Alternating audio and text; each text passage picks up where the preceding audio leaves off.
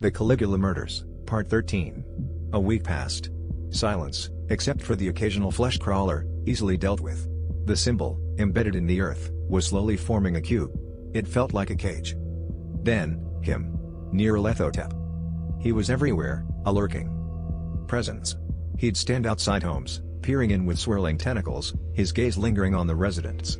Those who slept dreamt they'd find him looming over them, their minds poisoned with unbearable nightmares. If anyone woke, he vanished, leaving them questioning sanity. Was it just a nightmare, or was this being stalking them, mapping them out? He was playing a game. One night, Brody dreamt he found Nyarlathotep inches from his face. His mind reeled from horrific visions of a world consumed by a creeping, flesh-like darkness, a world where Nyarlathotep was king, and humanity nothing more than insects to be crushed. When Brody opened his eyes, the god was gone. But the memory of the visions, their icy grip on his soul, remained. He knew it wasn't just a bad dream. The next morning, the town was quieter, a tense silence hanging heavy in the air. It felt as if the town were holding its breath, waiting. Ray found Brody staring blankly at the sky. The terror in his eyes told Ray everything he needed to know. That night, under the pale glow of the sickly moon, the cube of the symbol pulsed with an unnatural light, the sickly sweet scent filling the air.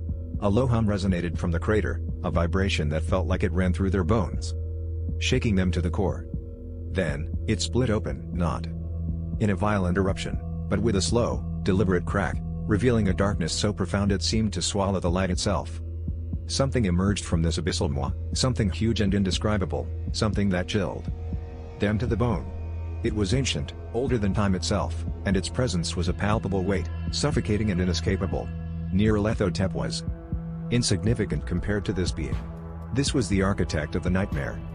Ray and Brody watched, frozen, as the being extended a limb, not flesh or bone, but something more primal, more alien. The limb reached towards the cube, the symbol pulsing frantically in response. The horror was complete. The next wave of flesh metal abominations began to rise from the earth. These were new abominations, far more grotesque and powerful than the previous wave. Ray knew that this time, they had no chance. This was the end.